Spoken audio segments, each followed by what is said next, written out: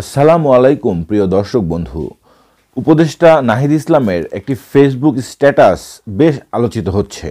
সেই স্ট্যাটাসে তিনি একদম সরাসরি বিএনপির বর্তমান নেতৃত্বকে চ্যালেঞ্জ করেছেন এবং বিএনপি যদি এই ছাত্র গণ অভ্যুত্থান বিরোধী এবং তাদের যে সিদ্ধান্ত সেই বিরোধী অবস্থান নেয়, বিন্দুমাত্র ছাড় দেবে না এবং রাজপথে ছাত্ররা আবার আন্দোলন করবে, এমন একটি ইঙ্গিত রয়েছে।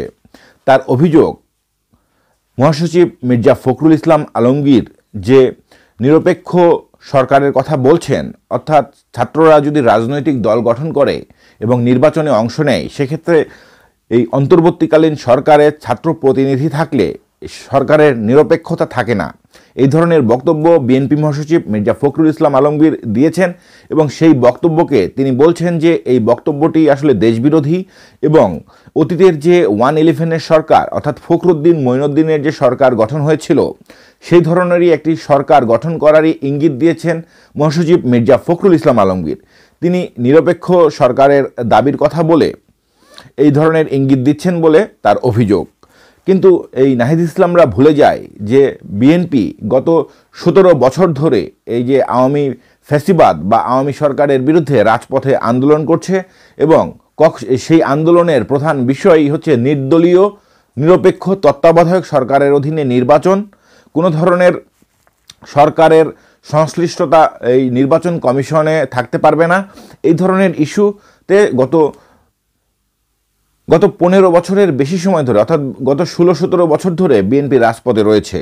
এই যে 2 দিনের বৈরাগী ভাতের যে অন্ন বলে এই ধরনের কথাবার্তা এবং বিএনপিকে যে প্রকাশ্যে হুমকি দিচ্ছেন নাহিদ ইসলামদের মতো লোকজন, সেখানে যে তারা কি বলতে চাচ্ছেন এবং কাদের দ্বারা মোটিভেটেড এটা কিন্তু সহজেই বোঝা যায়। তারা বলতে চাচ্ছেন যে বিএনপির তৃণমূলের বা বিএনপির নেতৃত্বের বাহিরের একটি বৃহৎ অংশই ছাত্র গণ অভ্যুত্থানের যে স্পিরিট তার সাথে একত্রতা বোধ করছে এবং নতুন সংবিধান গঠন, নতুন সংবিধান, রাষ্ট্রপতি সংস্কার ইস্যু এবং এই ধরনের নানাবিধ ইস্যুতে জাতীয় সরকার গঠন করা, এসব ইস্যুতে বিএনপির একটি বিশাল অংশের সাপোর্ট রয়েছে। নাহিদ ইসলামরা এই দাবিও কিন্তু করছেন।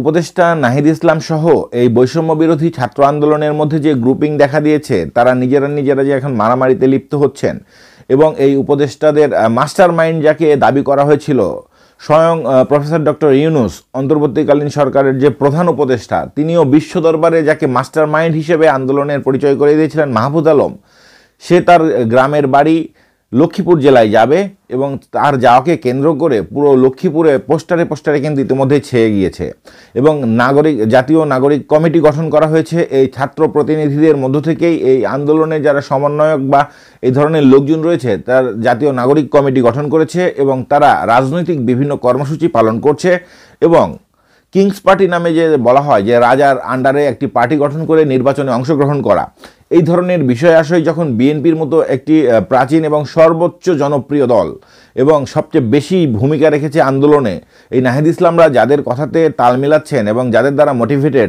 তাদের দাবি হচ্ছে যে বিএনপি এই ছাত্র গণ অভ্যুত্থানে অংশই নেয়নি।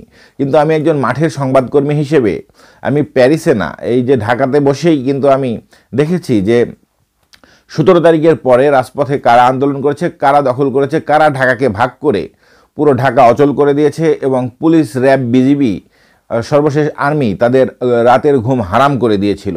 এবং আমি একজন সংবাদকর্মী হিসেবেও পথে পথে কতটুকু প্রতিবন্ধকতা পেয়েছি এবং আমি যেই হাউজের বা যেই গণমাধ্যমের দায়িত্ব পালন করতাম, সেই গণমাধ্যমটি হচ্ছে যে একটি বিএনপিপন্থী বা বিএনপি নেতাদেরই সংশ্লিষ্টতা রয়েছে।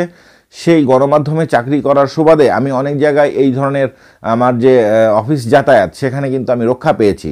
এসব সে প্যারিসে বসে কিন্তু এই ধরনের যে বলে দিলেই কিন্তু এটা সত্য হয়ে যায় না যে বিএনপি এই আন্দোলনে অংশগ্রহণ করেনি। 17 তারিখের পরে পুরো আন্দোলনই বিএনপির নেতৃত্বেই হয়েছে, এটাকে আমি প্রমাণও করে দিতে পারি। আজকের ভিডিওতে আমি প্রমাণ করব না। আজকের ভিডিওতে যে নাহিদ ইসলামরা যেই কথাগুলো বলছে, মহাসচিব মির্জা ফখরুল ইসলাম আলমগীরের এই যে নিরপেক্ষ সরকারের অধীনে নির্বাচন হতে হবে, এই কথাকে কটাক্ষ করে তাদেরকে যে চোখ রাঙাচ্ছে, এই দুঃসাহস তারা কিভাবে পাচ্ছেন সেটি আমি চিন্তা করছি।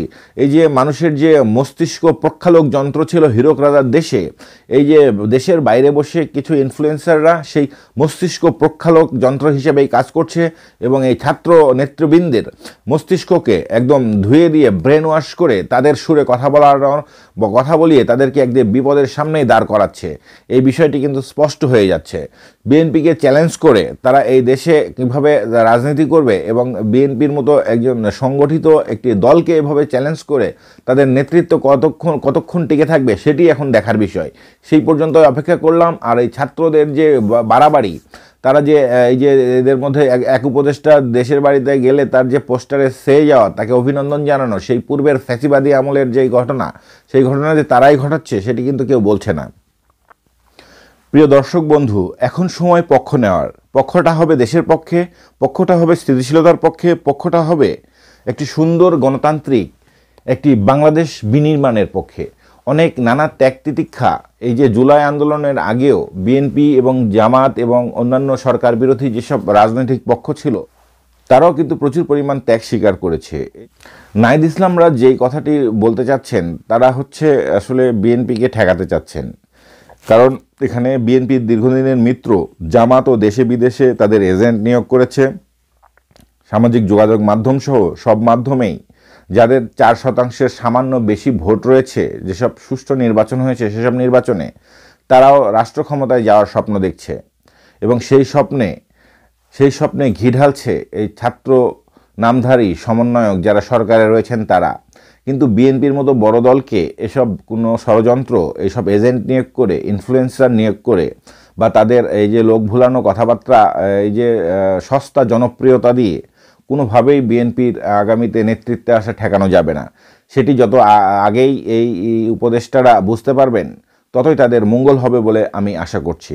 তো আজকের ভিডিও এই উপদেষ্টা নাহিদ ইসলামের এই বক্তব্যকে ঘিরেই, এবং এই বক্তব্য নিয়ে যেহেতু আলোচনা সমালোচনা হচ্ছে, আমি দীর্ঘদিন ধরে সাংবাদিকতা করেছি, বিএনপি বিট করেছি, অর্থাৎ বিএনপি জামাত 4 দলীয় জোট এসবের সংবাদ সংগ্রহ করেছি। তাদের যে কর্মসূচিগুলো রয়েছে সেগুলো আমি কাভারেজ করেছি এবং আমি জানি যে এই দলগুলো কী পরিমাণ ত্যাগ স্বীকার করেছে। এই কারণেই হচ্ছে আজকের এই কথা বললাম। তো ভালো থাকবেন, সুস্থ থাকবেন, এই ধরনের পাকনামি বন্ধ করে সুন্দর বাংলাদেশ বিনির্মাণের সারথি হবেন। ধন্যবাদ।